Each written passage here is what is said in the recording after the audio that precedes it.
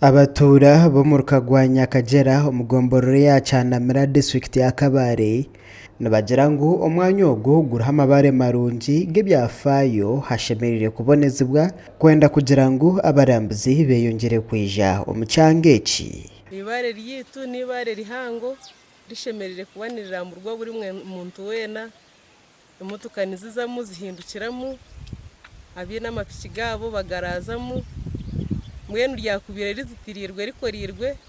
n'emihanda yona eri kuza yekozirwe rikabire nitubere cyo burambuzi ruturetere ntasya nangwa no kombekaho obuju bwo gukorera mu business ukabire nibwombekwaho kugira ngo cyanga kitu cyabone ntasya cyabona aho kutahize izo business zatahize cyanga cyona niyo kiranshasha munonga twine yibare kandi ryo riretenga ngo government rireberere ririmentasa ahubwo kuba ndareba nk'aba university za Bishop baramo barija kurambura konka tutine nkuto nobire ndenda okubwe nyuma tubonaga abarambuzi babajuru n'abandi konka government itekatuteho konka cyetengwa cyane ndenda ngo bahombeke government hakwate hombeke rero igire ki egube tubonamo akasete buri kuza kuramba twazo mu history izindamanya omuguruso wabandizo mu girwi bari kutahamu bakabara mweta muguru ayine nentemo. Reverend Professor John Kamugisha Maraga Emmanuel omuhangu kandi uri ku Rwanda by'ubuhangwa nagira ngo watumire bamanya ibare rya Nyakagera no musheija wabiri namanywanka Nyakabagara mu ngomi watwire mu cyangeki omyaka iyo kumorwenda makomyana kumara imyaka 3 eribare twite tukazarwa twashangaho nyonye zarwa ya Nyakagereji kandi atiya myaka ishanjune nena y'ukuru mwenu ayinazarijwe gashangira ibare ryo kandi bakatugambira ngo erwibare rikari twirwe mu umushiro w'abareta Nyakabagara mugomi omyaka yanka 2020 kandi cyatumire yari turamu we n'abakazi beye babiri abamwe baraje ngo bakabari abakazi babiri abandi bagiye babari abakazi bashatu konka abari bubona akabatwire n'abakazi beye n'abana beye n'amatungo geye. Professor Muranga Emmanuel nagira ngo ibare ryabo nibariyehuriza munonga ngo kandi neribaretera abajenyi kandi we nkomuntu abasize kuretayo abeji ba Kabare University na Bishop Baram College kubegese byafayo byo gomwanya ogu nashaba government kurabiro bimenyesho byo burambuzi kutungura omwanya ogu abo kuba abarambuzi nibareta sente nyamwinji omucyangeki benje abajenyi barakira kwija kurireba kuritangarira ahubwo kuba nirihango urabasa no kwindurira mu motoka ya lore ya rubaho nangwa ina baratamu no mushenyi abarenda kombeka imyanya iri hine ryibare babike mu imishenyi yabo n'amatafari gabo kunka ico kimwe kuba kirakorwa kisyo kungana kugira ngo tine kiri mu ryibare bita abajenyi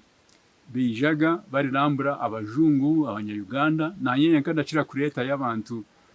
kuruga University ya Kabare nangwa n'unandi Bishop Baram University College ndi principal nkaba ndakunda kureta yo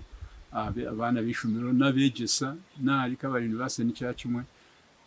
konka nyine kigenderwa cyo kugira ngo mbereke uburungi bwa kigezi mbereke ibyo kutangaza biruhangara akora. Muranga agizire ngo obutafayo bwa government kurabiro minisitiri byo buramzi kitumira abantu hamwe n'ihanga baferwa ambientasya. Obutafayo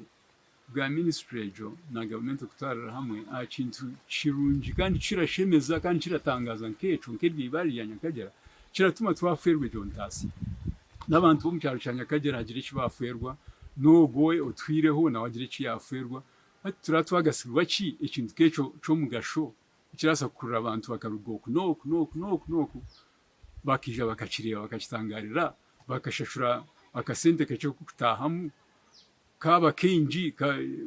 government kabaganaho Orukurira ebyoburambuzi mu district ya Kabare Paul Byamukama nagira ngu ekizibu nyakagera ekibine no kugira ngu omwanya ogu tugutungukire kandi ibare ririyo mu itaka ryo muturage kandi nka government kuza kuhaboneza bine kubanza bikirizangana nawe nyakagera kevune mu resource nzitine muri Kabare nubwerabe etakayikira ha mutindo guto kubasa kugikoresa kugira ngo abantu bagifunemo ni attraction ine history nunji challenge mwe eyine group kugira ngo cyari develop akabira developed ninga shikatebenkanise kugira ngo abantu baza kuharambura comfortable so nka government ninga kiturikora no providing access actually the sub county yo kaya kozuru rugudo yarwira ha main ru connecting rukaika ha cave so you can access the cave oyine moto nabasa kwika kicabura hawo kindi kureba na habura toilet facilities kugira ngo abantu babaza kurambura bagira toilet facilities obwahati Paul Byamukama nayenda abaturage kurinda omwanya ogu ogurumi ibareri ahabo kuba gwine byafayo byingi obo barenzere government kwija kugukoraho bakaguboneza abantu nimbashabe kintu kimwe ukumanya ngo buri kintu cyona kintu mugasho ati ngirwi bare for example yine history nunji so nk'abantu abari kwani baritura hihi icyo baje mu gukora cyango no kureba ngo ibare bari protecting tourism negendera ha stories akwa tourism ibare nk'ibare ry'jenga tirikatunda tirikakora ryenga nirikora na story iri attached for example bajangu umubwire bw'entaro abantu abakare babesherekagamo so jo story twaje developing tukagitereza je niho ri kuseringa amakuru agagasha kwa Cosbat Amanya.